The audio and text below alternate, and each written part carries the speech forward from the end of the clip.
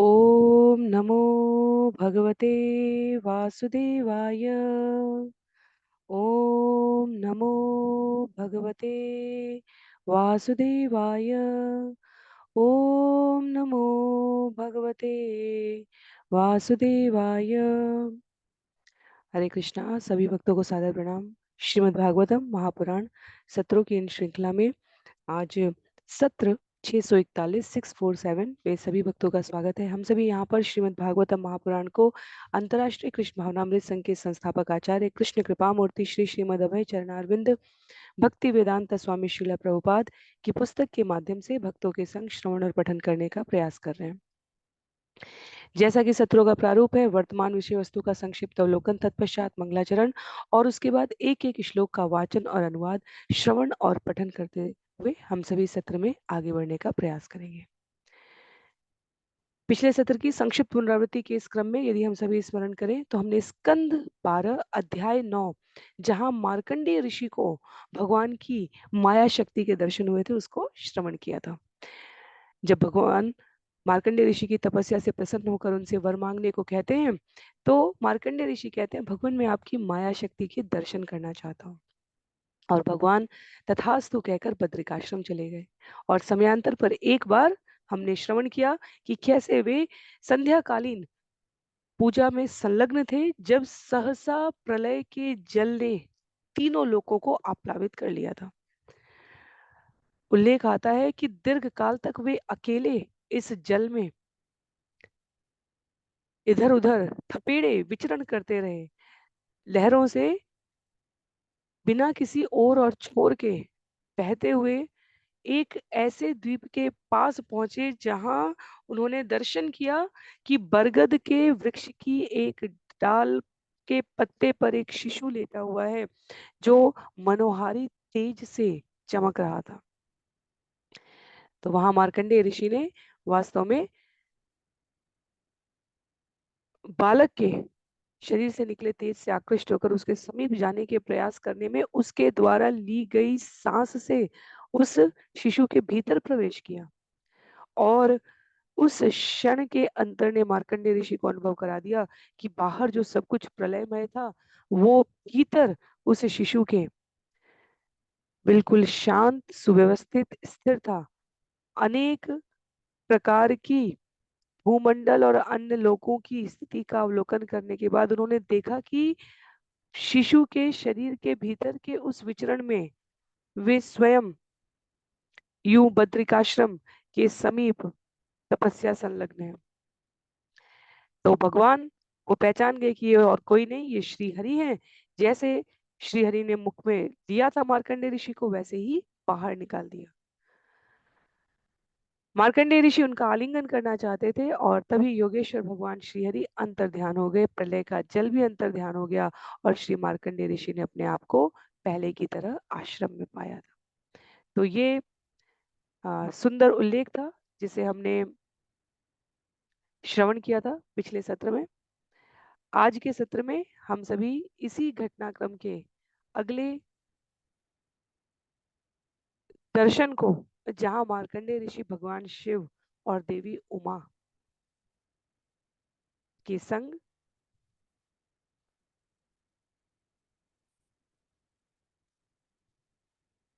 तपस्या के द्वारा वरदान प्राप्त करने की प्रक्रिया में संलग्न होंगे, श्रवण करेंगे। तो आरंभ करेंगे मंगलाचरण से और जिनके पास पुस्तक है वो पुस्तक का प्रयोग करेंगे। अन्य सभी की सुविधा के लिए स्क्रीन पर श्लोक देखते हुए हम सभी सत्र में आगे बढ़ेंगे। नारायणं नमस्कृत्य नरं चैव नरोत्तमं देवीं सरस्वतीं व्यासं ततो जयम् उदीरयेत्। शृण्वतां स्वकथा कृष्ण पुण्यश्रवणकीर्तनं यद्यन्तस्थो यभद्राणि विदुनोति सुयत्स्यताम्। नष्टप्रायेषु भद्रेषु नित्यं भागवत सेवया भगवत्युत्तमश्लोके भक्तिर्भवति नैष्ठिकी। ॐ अज्ञानतिमिरान्धस्य ज्ञानाञ्जनशलाकया चक्षुन्मीलितं येन तस्मै श्रीगुरुवे नमः। मूकं करोति वाचालं पङ्गुं लङ्घयते गिरिं यत्कृपातमहं वन्दे परमानन्दमाधवं। वाञ्छाकल्पतरुभ्यश्च कृपा सिन्धुभ्य एव च पतितानां पावनेभ्यो वैष्णवेभ्यो नमो नमः। जय श्री कृष्ण चैतन्य प्रभु नित्यानंद श्री अद्वैत गदाधर श्रीवासादि गौर भक्त वृंद। हरे कृष्ण कृष्ण कृष्ण हरे हरे, हरे राम राम राम हरे हरे। हरे कृष्ण कृष्ण कृष्ण हरे हरे, हरे राम राम राम हरे हरे। हरे कृष्ण कृष्ण कृष्ण हरे हरे, हरे राम राम राम हरे हरे। हरे कृष्णा। पुनः सभी भक्तों को सादर प्रणाम। आज सत्र 641 641 में हम सभी स्कंद 12 अध्याय 10 आरंभ करने जा रहे हैं। अध्याय 10 जहाँ अध्याय का नाम है शिव तथा उमा द्वारा मार्कंडेय ऋषि का गुणगान।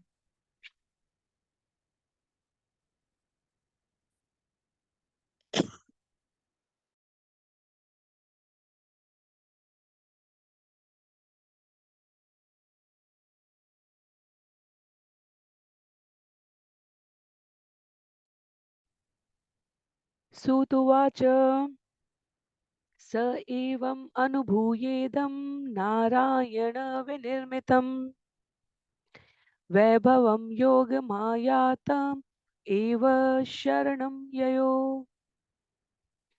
सूत गोस्वामी ने कहा, भगवान नारायण ने अपनी मोहमयी शक्ति का यह ऐश्वर्यशाली प्रदर्शन नियोजित किया था। इसका अनुभव करके मार्कंडेय ऋषि ने भगवान की शरण ग्रहण की। तो जो हमने अभी मंगलाचरण से पूर्व में संक्षिप्त नहीं अपितु पूरे अध्याय की पूर्ववर्ती अध्याय की चर्चा श्रवण की, वह वास्तव में पुनरावृत्ति थी इस बात की कि कैसे मार्कंडेय ऋषि ने भगवान से उनकी माया शक्ति के दर्शन करने की इच्छा प्रकट की और किस प्रकार भगवान ने उनकी इच्छा को पूरा करने का यह प्रदर्शन नियोजित किया। इस प्रदर्शन ने मार्कंडेय ऋषि को भगवान के शरणागत होने की अक्षुण्ण व्यवस्था और कार्य के प्रति और अधिक दृढ़ कर दिया। कहते हैं यहाँ पर श्री मार्कंडेय उवाच प्रपन्नोऽस्मि अङ्घ्रिमूलं ते प्रपन्ना भयदं हरे यन्माययापि विबुधा मुह्यन्ति ज्ञानकाशया। श्री मार्कंडेय ने कहा, हे भगवान हरि, मैं आपके उन चरण कमलों के तलवों की शरण ग्रहण करता हूँ जो उनकी शरण ग्रहण करने वाले को अभय दान देते हैं। बड़े बड़े देवता भी आपकी माया से जो ज्ञान के वेश में उनके समक्ष प्रकट होती है मोहित होते हैं। दो बहुत महत्व की बातें कहते हैं यहाँ पर। पहला, इतनी प्रलयंकारी जल की गतिशीलता में भगवान एक शिशु के रूप में भी स्थिर थे, अक्षुण्ण थे और मार्कंडेय ऋषि को बाह्य और भीतर की अपनी इस लीला के दर्शन का अंतर प्रस्तुत कराने में सक्षम थे। इसलिए कहते हैं मार्कंडेय ऋषि कि भगवान आपकी शक्ति, आपकी माया और आपके दर्शन में लघुता और प्रभुता जैसी तो कोई बात है ही नहीं। शिशु के रूप में भी आपके चरण कमल के तलवों की शरण ग्रहण करने वाला इस जगत में अभय प्राप्त करके रहता है। और दूसरा कहते हैं कि देवता तक आपकी माया से प्रभावित हो सकते हैं। भगवान, बचने का एकमात्र उपाय क्या है? आपकी शरण। क्यों?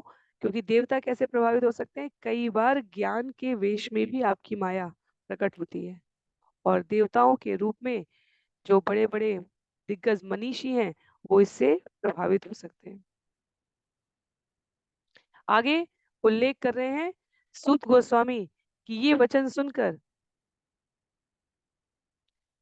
सूतुवाच तमेव निभृतात्मानं वृषेण दिवि पर्यटन् रुद्राण्या भगवान रुद्र ददर्श स्वगणैर्वृत।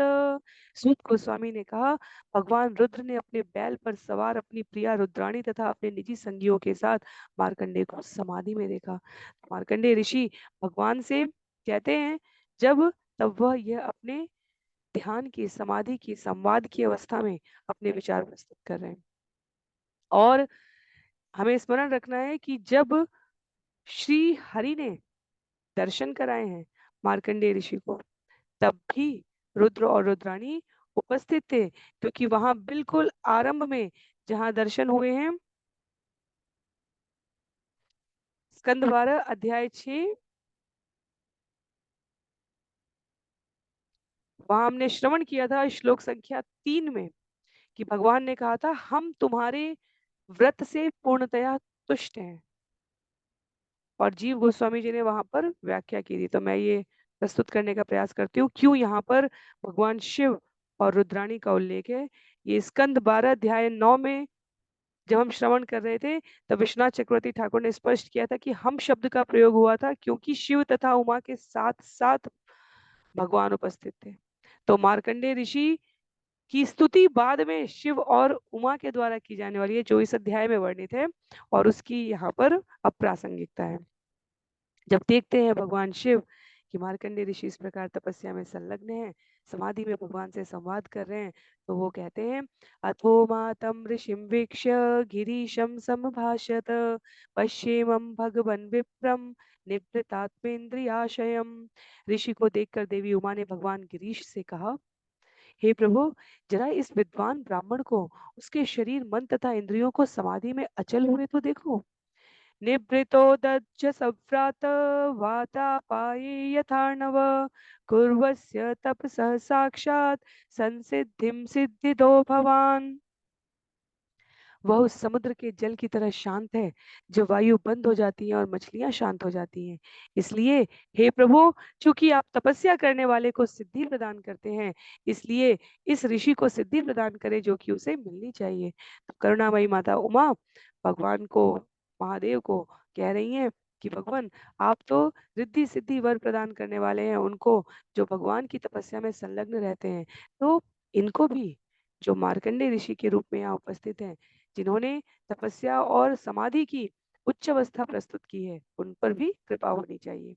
श्री भगवान उवाच नैवेच्छति आशीष क्वापि ब्रह्मर्षि निर् ब्रह्मर्षि मोक्षमप्युत नैवेक्ष्यति आशिष क्वापि ब्रह्मर्षि मोक्षम अप्युत भक्तिं पराम भगवती लब्धवान पुरुषे व्यये।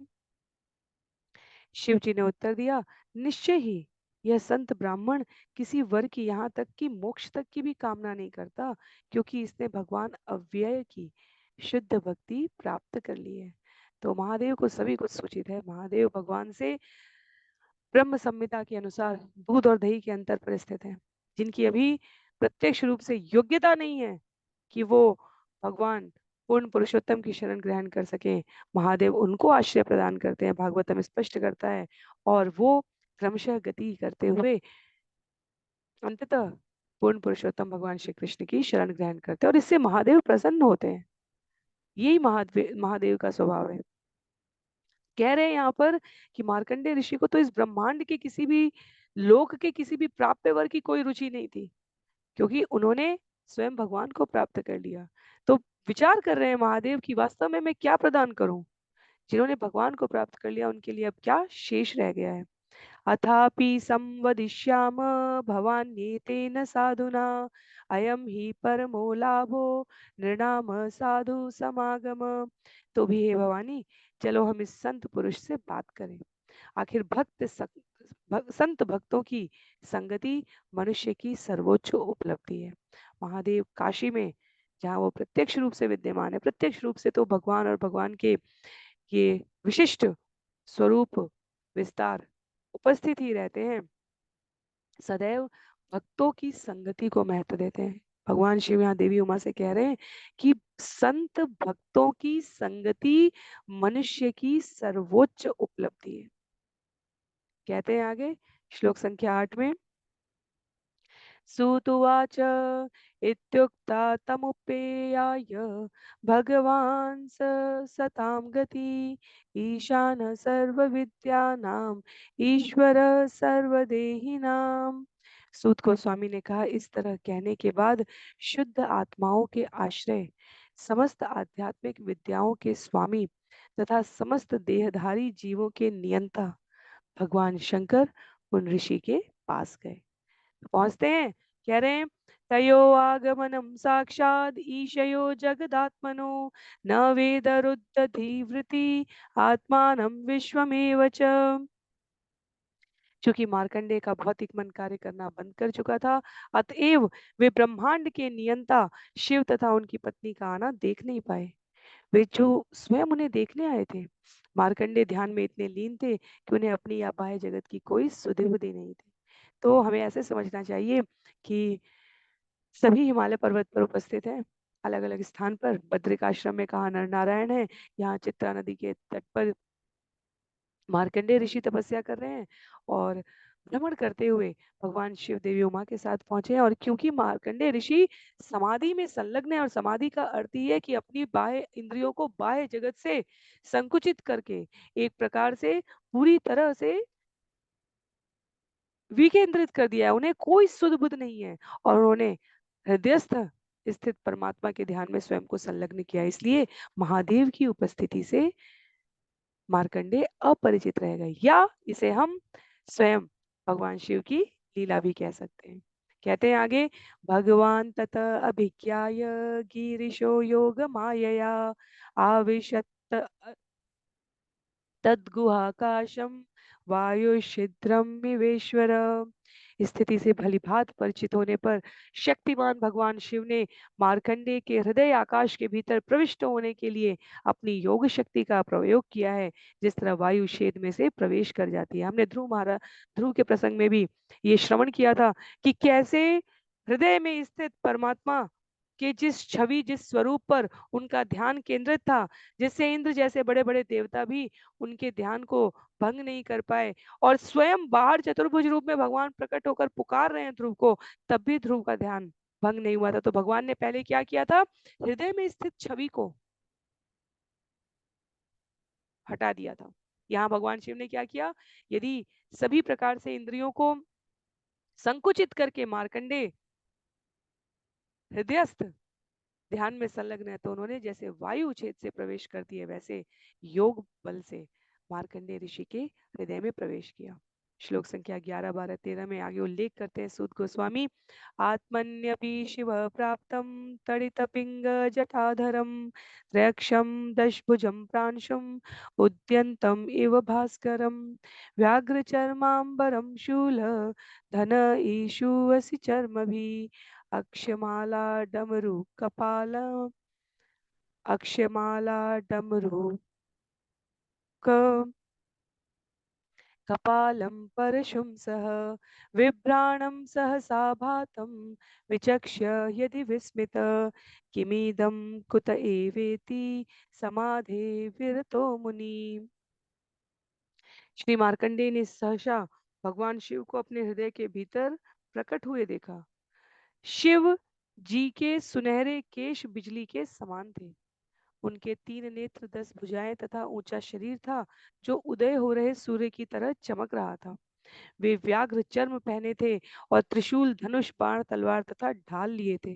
वे जपमाला, डमरू, कपाल तथा परशु भी लिए थे। मुनि ने चकित होकर अपनी समाधि तोड़ दी और सोचा, यह कौन है और कहाँ से आया है। तो बीच बीच में श्रीमद् भागवतम में महादेव भगवान शिव प्रवेश करते रहे हैं। एक बार अपने हृदय में महादेव की इस छवि को हम सभी स्मरण करके वंदन करेंगे। भोलेनाथ भगवान शिव अत्यंत दयालु और कृपामय हैं, और जो भगवान की पूजा में, भगवान के नाम जप में, हरे कृष्ण महामंत्र में संलग्न रहता है, महादेव उन पर सदैव ही कृपा करते हैं। तो इसलिए भागवतम में पुनः एक बार महादेव के सुंदर छवि के साथ उनका प्रवेश हो रहा है। हम सभी अपने हृदय में उनको प्रणाम करेंगे।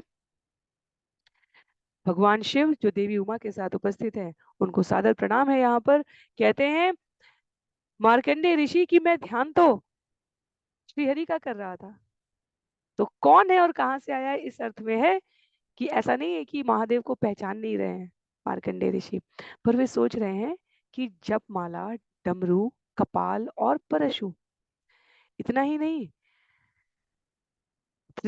धनुष, बाण, तलवार, ढाल, 3 नेत्र, 10 भुजाएं और ऊंचे शरीर, वास्तव में ये तो शिव जी का स्वरूप है और ध्यान तो मैं श्रीहरि का कर रहा हूँ। तो ये उपस्थिति का क्या अर्थ हुआ? भगवान शिव तो कभी इस प्रकार से मेरे ध्यान में कहीं ऐसा विक्षेप नहीं आए, इसका स्वयं अत्यधिक सतर्कता पूर्वक ध्यान रखेंगे। इसलिए मार्कंडेय ऋषि ने आंखें खोली। तो ऐसा नहीं है कि ये कौन है और कहां से आए हैं का अर्थ है कि वो पहचान नहीं रहे, वो सोच रहे कि ऐसा कौन सा प्रयोजन हुआ कि मैं श्री हरि के ध्यान के बीच में भोलेनाथ को उपस्थित पा रहा हूँ। और तब उन्होंने अपनी आंखें खोली। नेत्रे उन्मील्य ददृशे सगणम सोमयागतम रुद्रम त्रिलोक एक गुरुम ननाम शीर्षा मुनि। अपनी आंखें खोलकर मुनि ने तीनों जगत के रुद्र गुरु भगवान रुद्र को उमा तथा उनके गणों समेत देखा। तब मार्कंडेय ने सिर के बल झुककर उन्हें सादर प्रणाम किया है। तो क्योंकि समाधि में संलग्न है और बाह्य सतर्कता को विस्मृत कर चुके थे मार्कंडेय ऋषि, तो इसलिए हृदय के भीतर शिव और उमा को देखकर इस प्रकार वे जिस भाव समाधि में लीन थे उससे बाहर आते हैं और प्रत्यक्ष दर्शक के रूप में उनको पाते हैं। अपने समस्त गणों के साथ वहां शिव और उमा खड़े थे। तस्मै सपर्याम व्यदधात सगणाय सह उमया स्वागत आसन पाद्य अर्घ्य गंधक धूप दीपके। मार्कंडेय ने उमा तथा शिव के गणों समेत भगवान शिव की पूजा, स्वागत के शब्दों, आसन, उनके पांव धोने के लिए जल, सुगंधित पीने के पानी, सुगंधित तेल, फूल मालाओं तथा आरती के दीपक द्वारा की। आहत्वात्मानुभावेन पूर्णकामस्य ते विभो करवां किमिशान्येन इदं निवृत्तं जगत। मार्कंडेय ने कहा, हे विभो, मैं आपके लिए जो अपने ही आनंद में सदैव तुष्ट रहने वाले हैं क्या कर सकता हूँ? निसंदेह आप अपनी कृपा से इस सारे जगत को तुष्ट करते हैं। तो हम जहां भी देखते हैं भगवान शिव परम वैष्णव भक्त शिरोमणियों में उच्चतम स्तर पर है, और जहां हमने महादेव का दर्शन श्रवण किया है वहां कहा गया है वे आत्मतुष्ट हैं। अपनी कृपा से सारे जगत को तुष्ट करने वाले हे भगवान शिव महादेव, मैं आपके लिए क्या करूं? कहते हैं नमः शिवाय शांताय सत्वाय प्रमृणाय च रजोजुषे अथ घोराय नमस्तुभ्यं तमोजुषे। हे सर्व मंगलकारी दिव्य पुरुष, मैं बारंबार आपको नमस्कार करता हूँ। सतोगुण के स्वामी के रूप में आप आनंद के दाता हैं। रजोगुण के संपर्क में आप अत्यंत भयावने लगते हैं और तमोगुण से भी आप सानिध्य रखते हैं। तो महादेव के स्वरूप से भली भांति परिचित कह रहे हैं यहाँ पर कि भगवान आप वैसे तो स्वयं के लिए सदैव शुद्ध सत्व में स्थित हैं, पर इस जगत के 3 गुणों में संलग्न रहने वाले जीवों को भी आप किस प्रकार आश्रय देते हैं उससे कौन अपरिचित है? सूत गोस्वामी कह रहे हैं सूत उवाच एवं स्तुत स भगवान आदिदेव सताम गति परितुष्ट प्रसन्नात्मा प्रहसनस्तम भाषत। सूत गोस्वामी ने कहा देवताओं में अग्रणी तथा साधु भक्तों के आश्रय रूप भगवान शिव मार्कंडेय की स्तुति से तुष्ट हो गए। प्रसन्न होने के कारण वे हंसने लगे और मुनि से बोले। भगवान शिव तो आशुतोष है, अत्यधिक शीघ्रता से प्रसन्न होने वाले, और निश्चित रूप से जो भगवान शिव से अपने आप को संबद्ध रखते हैं वे अंततः श्री हरि की भक्ति को प्राप्त करते हैं। इसमें कोई संशय नहीं, क्योंकि जिसके पास जो है वही वो दे सकता है। भगवान शिव के पास सदा सर्वदा हरिनाम स्मरण करने की जो अमूल्य निधि है वो अपने भक्तों को उनकी इच्छा के आधार पर अवश्य प्रदान करते हैं। तो भगवान शिव मार्कंडे की स्तुति से तुष्ट हैं यहाँ पर और कहते हैं श्री भगवान वाच वरम वृणीष्व न कामम वरदेशा वयम त्रय अमोघम दर्शनम येषाम मर्त्यो यद्विंदिते मृतम। शिव जी ने कहा तुम मुझसे कोई वर मांगो, क्योंकि वर देने वाले में से हम तीन ब्रह्मा विष्णु तथा मैं सर्वश्रेष्ठ हैं। हमारा दर्शन व्यर्थ नहीं जाता, क्योंकि हमारे दर्शन मात्र से मर्त्य प्राणी अमरता प्राप्त कर लेता है। कहते हैं आगे ब्राह्मणा साधव शांता निसंगा भूत वत्सला एकांत भक्ता अस्माशु निर्वैरा समदर्शिना सलोका लोकपाला तान् वन्दन्त्यर्चनत्युपासते अहं च भगवान् ब्रह्मा स्वयं च हरि ईश्वर। ब्रह्मा हरि तथा मुझ समेत सारे लोकों के निवासी तथा शासन करने वाले देवता उन ब्राह्मणों की वंदना पूजा तथा सहायता करते हैं जो संत स्वभाव के सदैव शांत भौतिक आसक्ति से रहित समस्त जीवों पर दयालु हमारे प्रति शुद्ध भक्ति से युक्त घृणा से रहित एवं समदृष्टि से युक्त होते हैं। तो भक्तों के यहाँ पर लक्षण है, चर्चा है, कह रहे हैं महादेव कि मैं हूँ या ब्रह्म, हम सभी भगवत भक्तों के गुण जो शास्त्रों में वर्णित हैं उनसे आदृष्ट मनीषियों पर अत्यधिक कृपालु होते हैं। विचार करके देखें। यदि मुझे स्मरण है 2 सत्र पहले माता जी का कमेंट बॉक्स में प्रश्न था कि भगवान के चरणों की भक्ति की इतनी महिमा क्यों है। भगवान के भक्तों की जो वो अपने श्री इष्ट के चरणों में वंदन स्तुति नमन अर्चन करते हैं, उसकी इतनी महिमा क्यों है। उसकी इतनी महिमा इसलिए है क्योंकि भगवान की माया शक्ति से आबद्ध इस जगत में जहाँ जीव अपने स्वभाव से अपरिचित हो चुका है, विस्मृत कर चुका है अपने संबंध को भगवान से, उसमें कोई भगवान की हम माया देवी की शक्ति का उल्लेख श्रवण कर रहे हैं यहाँ पर, इतना प्रभावशाली आकर्षण कि उसमें कोई अपनी इंद्रियों को तुष्ट करने की जगह अपनी मूल स्वाभाविक स्थिति को जाने, उसके लिए भगवान से प्रार्थना करें। ये अपने आप में बहुत बड़ा त्याग है। सुबह 4 बजे उठकर यदि कहा जाए कि 40 किलोमीटर दूर 4 लाख रुपए जो भी वहां उस समय उपस्थित रहेगा उसे प्राप्त होंगे, स्वाभाविक इंद्रिय गति के अनुसार और व्यवहारिक आकांक्षा के अंतर्गत लगभग सभी अपने यथासंभव प्रयास से वहां उपस्थित होने की पुष्टि करना चाहेंगे। पर 4 बजे उठकर ब्रह्म मुहूर्त में श्री हरि जो इस जगत के नियंता है, पालन करता है, जिनसे सृष्टि उद्भूत होती है, जिनकी सेवा करना हमारा स्वाभाविक धर्म है, हम में से कितने उतनी ही ऊर्जा के साथ प्रत्यक्ष रूप से उनकी उपासना करना चाहेंगे, उनका नाम जप करना चाहेंगे, उनकी कथा श्रवण करना, पठन करना, स्मरण करना चाहेंगे। तो जो अपने आप को भगवान की माया शक्ति से परे उनकी शरणागति के लिए, उनकी प्रसन्नता के लिए समर्पित करता है, उनके ऊपर श्री भगवान स्वयं को वार देते हैं। तो यहाँ जो ये इतनी सुंदर शब्दों में प्रशंसा कर रहे हैं भगवान शिव, वो इसलिए कि ये साधारण नहीं है। घृणा से रहित और समदृष्टि युक्त होना अपने आप में संभव नहीं है, ये इतना आसान नहीं है। इसलिए भगवान के भक्तों की महिमा और भगवान की भक्ति की इतनी महिमा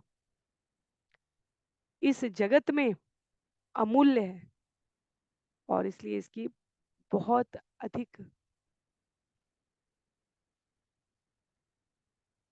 देखी जाए तो ये अलग विषय है, तथापि बहुत अधिक स्तुति और वंदन की प्रक्रिया में भी जीव के भीतर कहीं ना कहीं लेश मात्र घृणा, भौतिक जगत से आसक्ति या स्वयं के प्रति लोभ शेष रह सकता है। तो इतनी अधिक महिमा इसलिए है क्योंकि ये संत स्वभाव के समस्त जीवों पर दयालु, शुद्ध भक्ति से युक्त, घृणा रहित और समदृष्टि युक्त होने का जो विचार है, जो आचार है, वो यहाँ मार्कंडेय ऋषि में दिख रहा है। कहते हैं आगे श्लोक संख्या 22 में,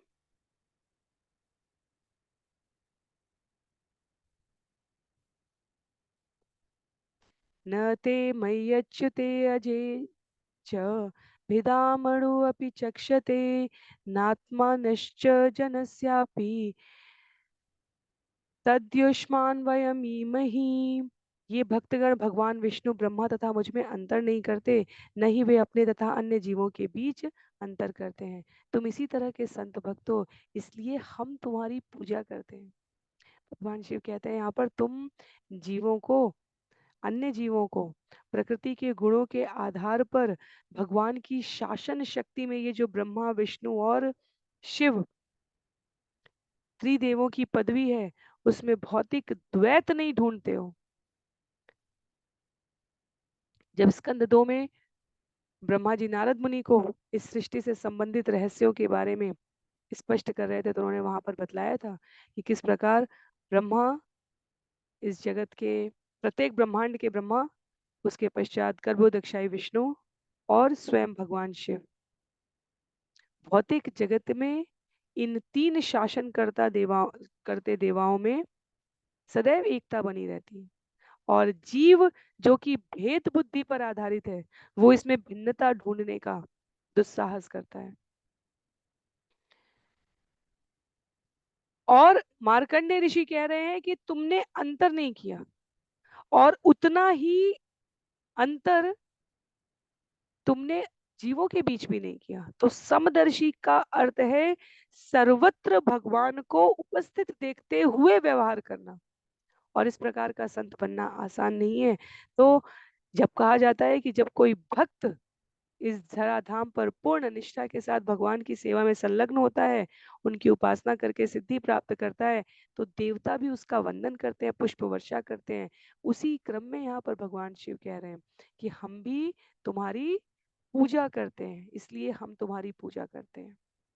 श्लोक संख्या 23 में कह रहे हैं, न य अपमयानि तीर्थानि न देवाश्चेतनोज्जिता ते पुनन्त्युरुकालेन यूयम दर्शन मात्रत। मात्र जलाशय तीर्थ स्थान नहीं होते, नहीं देवताओं की निर्जीव मूर्तियां वास्तविक पूज्य अर्चा विग्रह होती हैं, जो कि बाह्य दृष्टि पवित्र नदियों तथा देवताओं के उच्च आशय को समझ नहीं पाती, इसलिए ये दीर्घ काल बाद ही पवित्र बना पाते हैं। किंतु तुम जैसे भक्त दर्शन मात्र से पवित्र कर देते हो। तो यहाँ भक्तों की, संतों की महिमा बतलाई गई है। तीर्थ स्थान पर हमें जाना पड़ता है। तीर्थ स्थान अपने आप में पवित्र होते हैं जब ये संत शिरोमणि जैसे चलते फिरते तीर्थ वहां उपस्थित हो पाते हैं। तो कह रहे हैं महादेव कि तुम्हारे जैसे भक्त दर्शन मात्र से पवित्र कर देते हैं।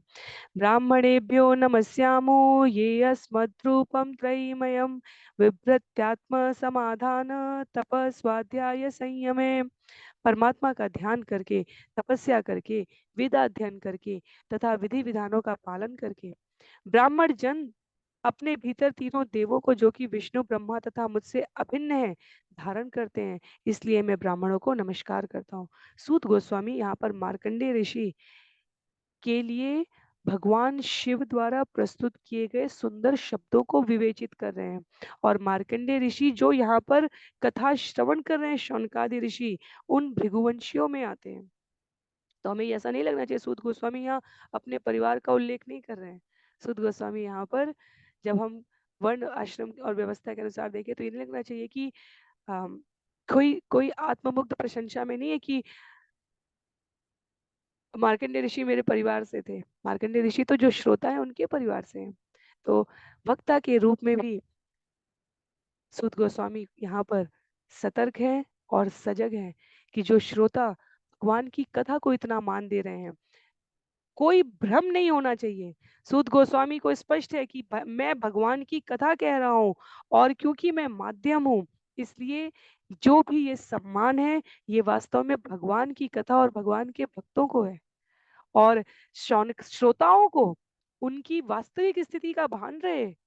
भगवान की कथा तभी निर्झर रूप से प्रवाहित होती है जब दो तरफ से जोड़ बना रहे, वक्ता कहने वाले का और श्रोता सुनने वाले का।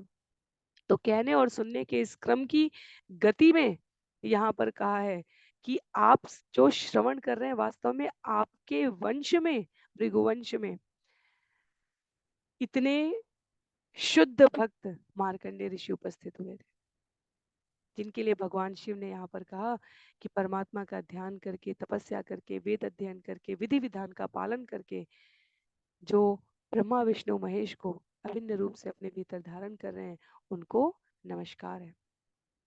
श्लोक संख्या 25 में उल्लेख करते हैं, श्रवणात् दर्शनाद्वापि महापातकिनो अपि व शुद्धेरन अन्त्यजा चापि किमु संभाषणादिभिः।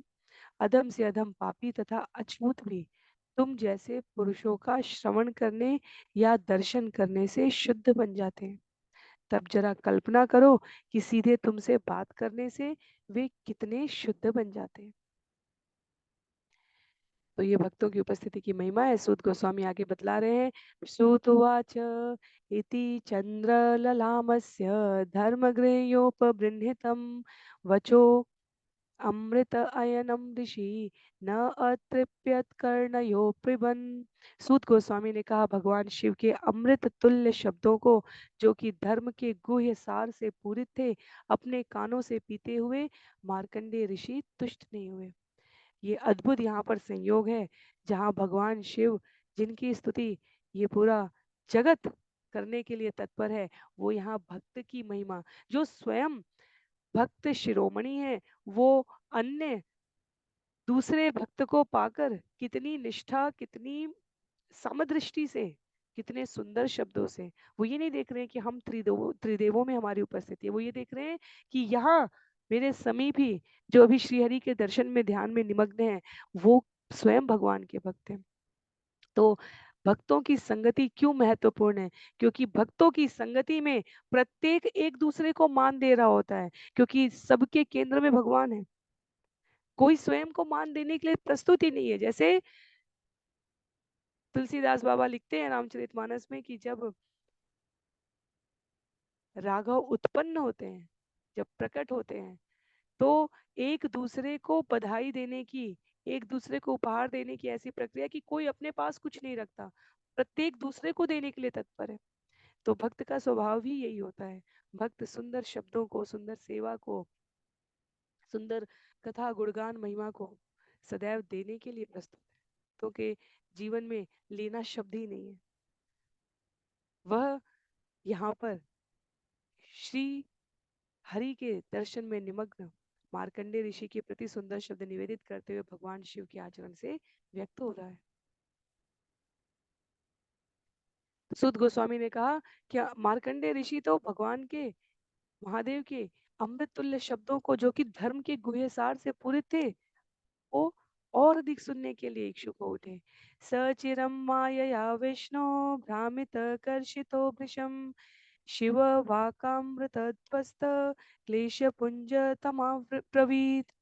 भगवान विष्णु की माया द्वारा प्रलय के जल में दीर्घ काल तक भटकाए गए होने से के कारण मार्कंडे अत्यधिक थक चुके थे, किंतु शिव जी के अमृत तुल्य शब्दों से उनका क्लेश, संचित क्लेश नष्ट हो गया। अतः वे शिव जी से बोले, क्या बोले?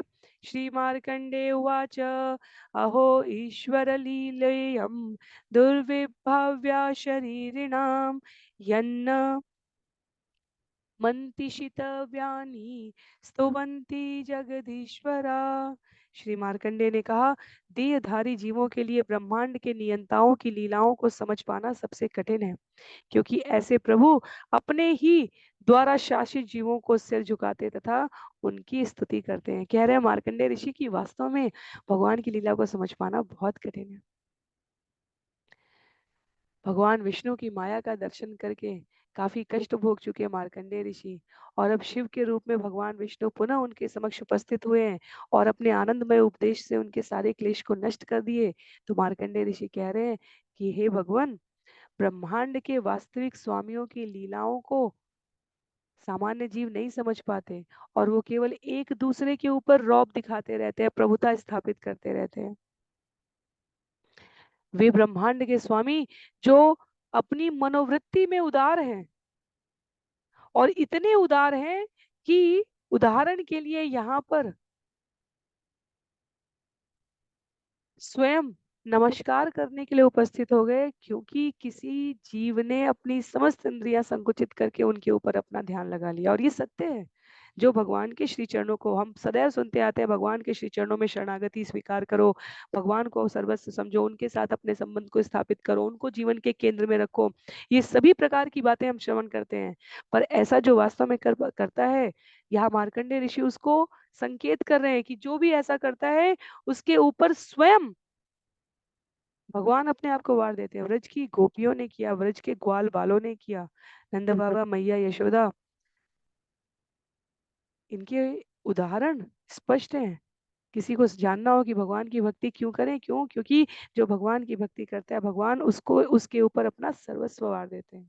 हम इस जगत में जो हमें प्रिय लगे उसके साथ अपने संबंध को बनाए रखने के लिए आवश्यकता से अधिक यदि पुरुषार्थ प्रस्तुत करना पड़े तो भी संकोच नहीं करते।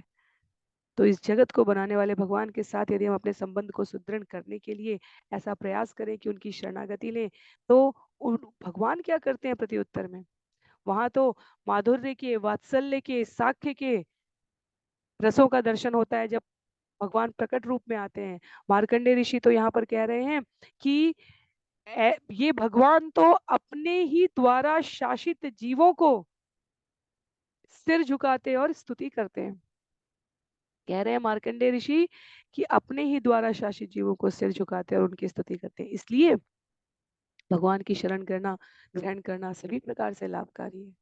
धर्मं ग्राह्यतुं प्राय प्रवक्तार च देहिनाम् आचरन्ति अनुमोदन्ते क्रियमाणं स्तुवन्ति च। सामान्यतया देहधारी जीवों को धार्मिक सिद्धांत स्वीकार करने के लिए प्रेरित करने के लिए ही प्रामाणिक धर्माचार्य अन्यों को प्रोत्साहित करके तथा उनके आचरण की प्रशंसा करके आदर्श आचरण प्रदर्शित करते हैं। तो कैसा व्यवहार होना चाहिए? उदाहरण के लिए, जैसे इस जगत में जो मार्गदर्शक हैं वो प्रस्तुत करते हैं अपने उदाहरण से, वैसे भगवान स्वयं प्रस्तुत कर रहे हैं। साधक साधक के मध्य कैसा संबंध होना चाहिए? स्वयं आचरण की प्रशंसा करके आदर्श प्रस्तुत कर रहे हैं। तो मार्कंडेय ऋषि के प्रति जो भगवान शिव ने सुंदर शब्द कहे हैं, उनके प्रति उत्तर में मार्कंडेय ऋषि कह रहे हैं कि आप इन सुंदर शब्दों को मुझे निवेदित करके वास्तव में धार्मिक सिद्धांत स्वीकार करने के लिए जो आवश्यक प्रेरणा है, सामान्य तया देहधारी जीवों को कैसे व्यवहार करना चाहिए, वो कर रहे हैं। ये नहीं कहा मार्कंडेय ऋषि ने, वाह वाह कितने सुंदर शब्द आपने कहे हैं। नहीं, मार्कंडेय ऋषि कह रहे हैं कि आप ऐसा मेरे प्रति जो आप ये इतनी उदार भाषा प्रयोग करें, तो वास्तव में आप प्रस्तुत कर रहे हैं कि कैसा व्यवहार होना चाहिए। नैतावता भगवतः स्वमायामय वृत्तिभिः न दुष्यतानुभावते मायी न कुहकम यथा। यह ऊपरी विनयशीलता दया का दिखावा मात्र है। भगवान तथा उनके संगियों का ऐसा आचरण जिसे भगवान अपनी मोहिनी शक्ति से दिखाते हैं, उनकी शक्ति को नहीं बिगाड़ता। जिस तरह जादूगर की शक्तियां जादूगरी की करामातें दिखाने से नहीं घटती नहीं है। कई बार भक्तों की विनयशीलता को स्वभाव से दुष्ट प्रकृति वाले जीव इस प्रकार ले लेते हैं कि ओह, ये तो बहुत सीधे हैं, मैं जो चाहूँ इनके साथ कर सकता हूँ, या अपना लाभ के लिए उनके साथ वो दिखावटी, बनावटी, कई बार दुर्व्यवहार तक के आचरण में संलग्न हो जाते हैं। तो कह रहे हैं यहाँ पर मार्कंडेय ऋषि की ये जो विनयशीलता का आचरण है भगवान का, कि वो अपने भक्तों के लिए कुछ भी करने के लिए प्रस्तुत हो जाते हैं, इससे उनकी वास्तविक स्थिति के संदर्भ में हमें भ्रम नहीं होना चाहिए।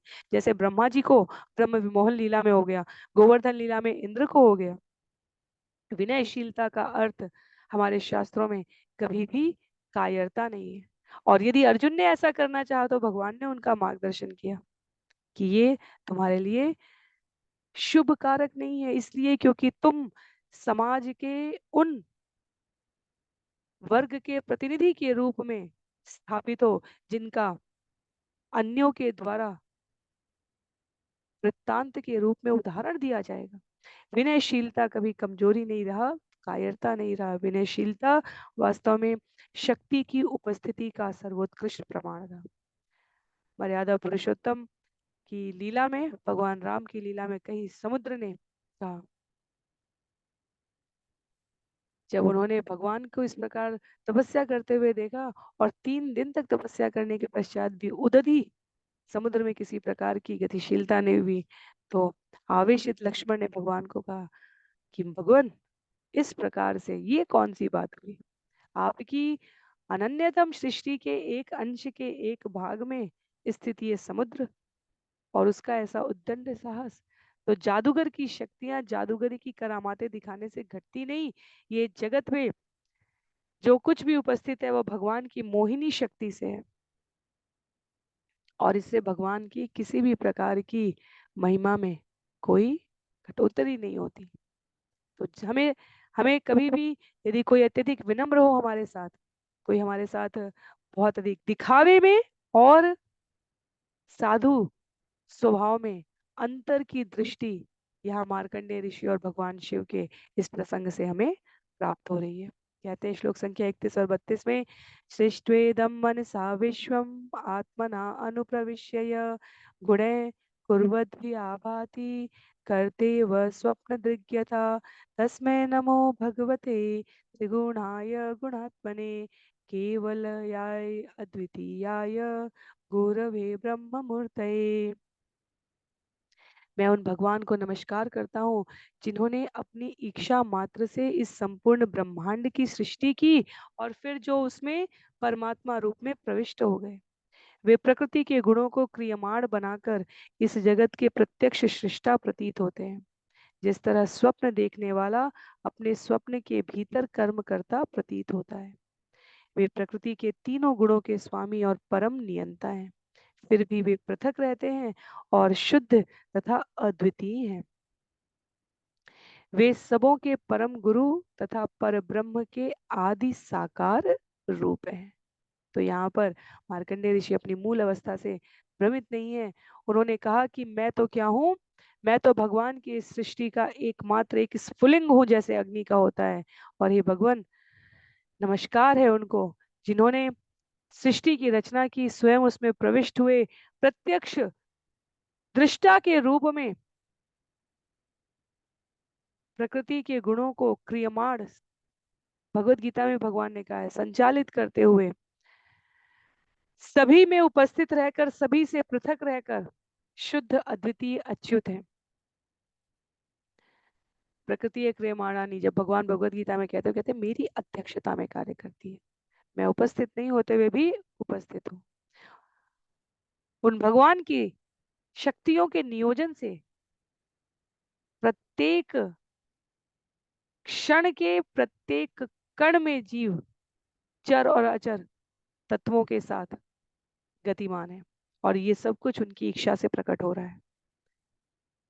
कह रहे हैं मार्कंडेय ऋषि कि आप यहाँ उपस्थित है भगवान, मैं कृतार्थ हूँ। उल्लेख कर रहे हैं, कृमवणेनु परम भूमन वरम त्वत्वर दर्शनात् यद्दर्शनात् पूर्ण काम सत्य काम पुमान भवेत। हे सर्वव्यापक प्रभु, चूंकि मुझे आपका दर्शन करने का वर प्राप्त हो चुका है, इसलिए मैं आपसे अन्य किस वर की याचना करूं। केवल आपका दर्शन करने से मनुष्य की सारी इच्छाएं पूरी हो जाती हैं और वह कोई भी कल्पित कार्य संपन्न कर सकता है। इसमें कभी किसी को कोई संशय नहीं होना चाहिए। भगवान के दर्शन मात्र से, भगवान अपने नाम से, अपने रूप से, अपने गुण से, अपनी लीला से प्राणियों को दर्शन दे रहे हैं। जब हम नाम प्रभु का स्मरण करें तो हमारे जीवन में ये कोई आभास के रूप में नहीं, अभी तो प्रत्यक्ष प्रमाण के रूप में होना चाहिए कि भगवान हमारे नेत्रों के समक्ष उपस्थित है।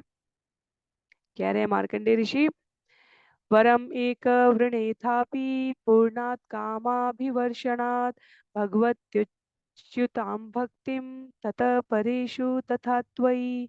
किंतु मैं आपसे एक वर मांगता हूँ, क्योंकि आप समस्त सिद्धि से पूर्ण हैं और समस्त इच्छाओं की पूर्ति की वर्षा करने में समर्थ हैं। मैं आपसे भगवान की तथा उनके समर्पित भक्तों की, विशेष रूप से आपकी अच्युत भक्ति के लिए याचना करता हूँ। जब हम भगवान के भक्तों के श्री चरणों में अपनी भक्ति, अपनी प्रतिबद्धता सुनिश्चित करते हैं ना, तो वास्तव में हम भगवान से कभी नहीं छूटते। जैसे जब भक्तिवेदांता स्वामी श्रील प्रभुपाद इस्कॉन के सभी केंद्रों में, सभी स्थानों में, सभी स्थानों पर कहते हैं कि हमें प्रतिदिन गुरु पूजा करनी चाहिए, तो इसका अर्थ ये नहीं है कि श्रील प्रभुपाद अपने शिष्यों से अपनी पूजा करवाने के लिए लालायित थे।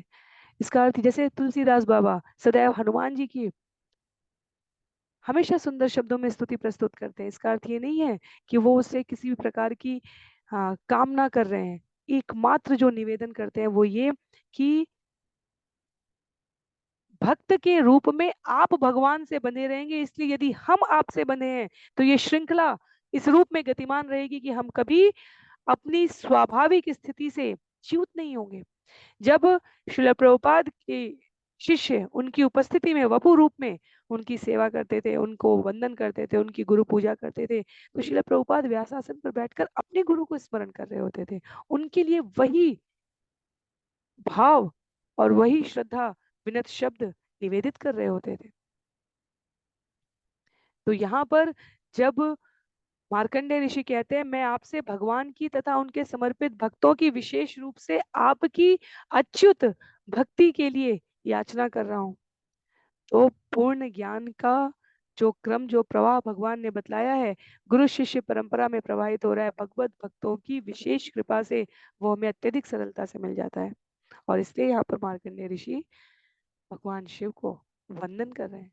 कह रहे हैं सूत गोस्वामी एक वर मांगने की इच्छा की है, क्या कहते हैं? इत्यर्चितो अभितुष्ट च मुनिना सुउक्तया गिरा तमाम भगवान शर्व शर्वया च अभिनंदित। सूत गोस्वामी ने कहा मुनि मार्कंडे के वाक्पटु कथनों द्वारा पूजित तथा प्रशंसित भगवान शिव ने अपनी प्रिया द्वारा प्रोत्साहित किए जाने पर उनसे इस प्रकार कहा, क्योंकि रुद्राणी ने कहा है, देवी उमा ने कहा है कि हमें मार्कंडे ऋषि को कोई वर प्रदान करना चाहिए, तो उनके प्रिया द्वारा प्रोत्साहित शब्दों से और मार्कंडेय ऋषि की विनयशीलता सुंदर शब्दों से भगवान प्रसन्न होकर कहते हैं कामो महर्षि सर्वोयम भक्तिमांस्त्वमधक्षजे आकल्पान्ताद्य च पुण्यम अजरामरता तथा। हे महर्षि तुम भगवान अधोक्षज के प्रति अनुरक्त हो, इसलिए तुम्हारी सारी इच्छाएं पूरी होंगी। इस सृष्टि चक्र के अंत तक तुम पवित्र यश तथा वृद्धावस्था एवं मृत्यु से मुक्ति का भोग करोगे। तो यहाँ वो उत्तर है जिसमें हमें पता चलता है कि क्यों मार्कंडेय ऋषि इतने दीर्घजीवी रहे।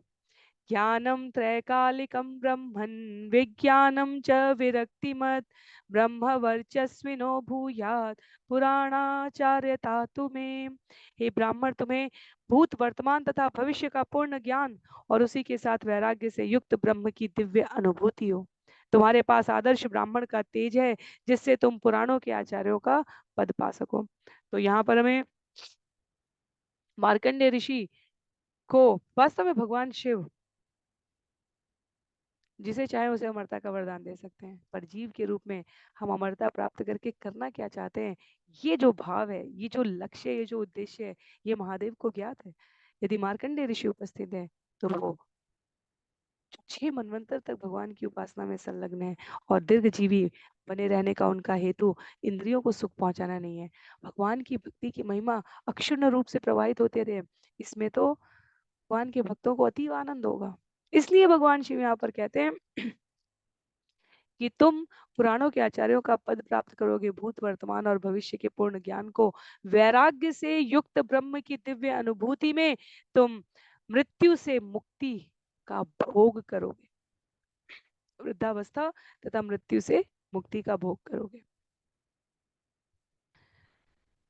सूत गोस्वामी कह रहे हैं अध्याय लगभग समाप्त हो रहा है। यहाँ पर वो विशेष कृपा है भगवान शिव और देवी उमा की, जिसके कारण मार्कंडेय ऋषि को इतनी दीर्घ आयु प्राप्त हुई है। और सूत गोस्वामी शौनकादि ऋषियों को बतला रहे, कहते हैं सूतुवाच एवं वरान समुनये तत्वगात्य रक्ष ईश्वर दैव्ये तत्कर्म कथयन् अनुभूतम पुरामुना। सूत गोस्वामी ने कहा इस प्रकार मार्कंडेय ऋषि को वर देकर शिव जी अपने मार्ग में देवी पार्वती से ऋषि की उपलब्धियों का तथा उनके द्वारा अनुभव की गई भगवान की माया के प्रत्यक्ष प्रदर्शन का वर्णन करते चले गए।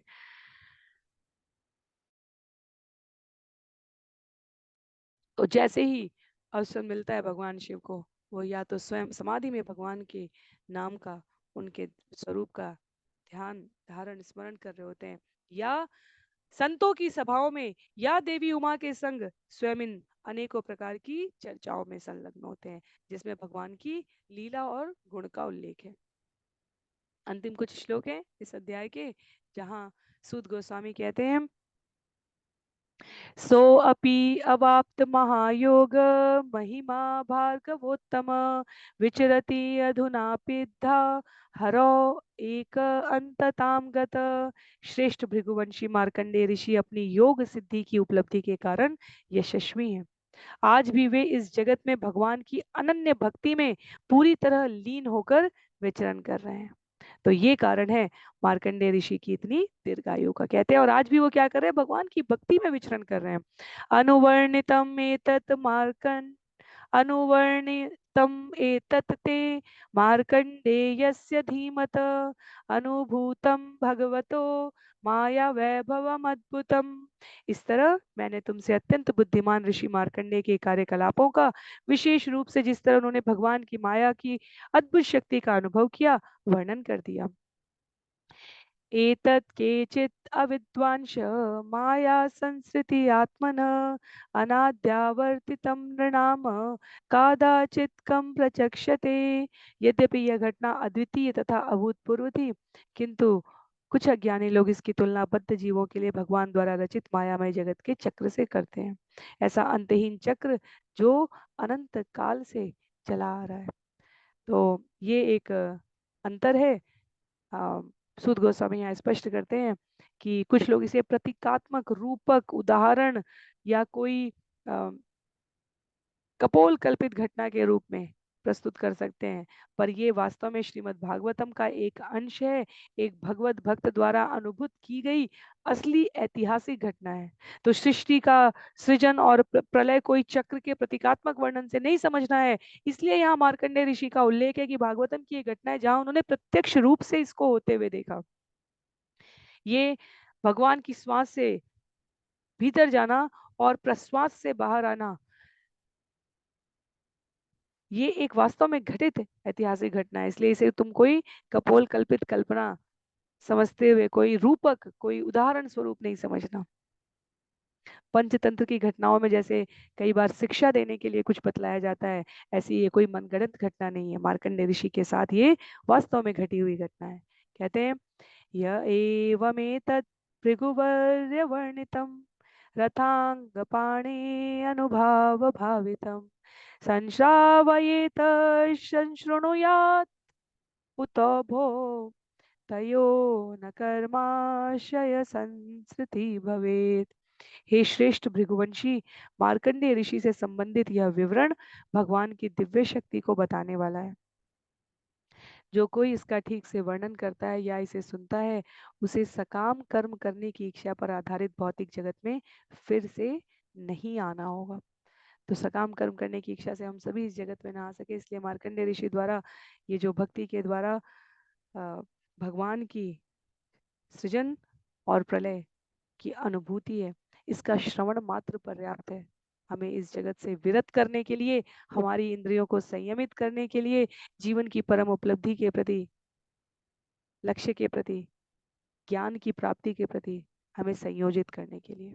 तो अध्याय यहाँ पर समाप्त हो रहा है। कहते हैं, इस प्रकार श्रीमद् भागवतम के 12वें स्कंद के अंतर्गत शिव तथा उमा द्वारा मार्कंडेय ऋषि का गुणगान नामक 10वें अध्याय के श्रील भक्ति वेदांत स्वामी प्रभुपाद के विनीत सेवकों द्वारा रचित तात्पर्य पूर्ण हो रहे हैं। तो अध्याय की समाप्ति के साथ ही ये सत्र भी यहाँ पर समाप्त हो रहा है। अंतिम 3 अध्याय स्कंद 12 में, या कहें तो पूरे श्रीमद् भागवतम में शेष है।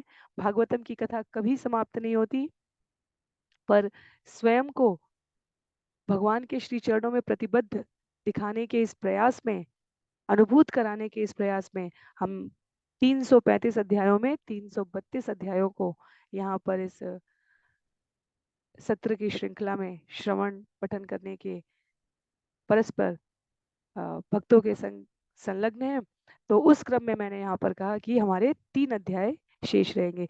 श्रीमद् भागवतम के सत्र, उससे संबंधित विषय, उससे संबंधित शिक्षाएं, किसी न किसी रूप से यहाँ इस चैनल के माध्यम से प्रस्तुत की जाती रहेंगी। उसमें किंचित भी किसी को भी कोई दुविधा नहीं रहनी चाहिए। श्रीमद् भागवतम श्रवण करने के इस प्रयास में आपका स्वयं का जो अनुभव है उसे आप प्रेषित करना चाहें तो व्यक्तिगत रूप से आप जहां भी जुड़े हैं वहां प्रेषित कर सकते हैं। अगले सत्र में हम सभी स्कंद 12 अध्याय 11 श्रवण करने का प्रयास करेंगे। आज के लिए सत्र को यहीं पर समाप्त करते हैं। श्रील प्रभुपाद की जय, श्रील गुरुदेव की जय, अनंत कोटि वैष्णव वृंद की जय, श्रीमद् भागवतम महापुराण की जय। हरे कृष्ण।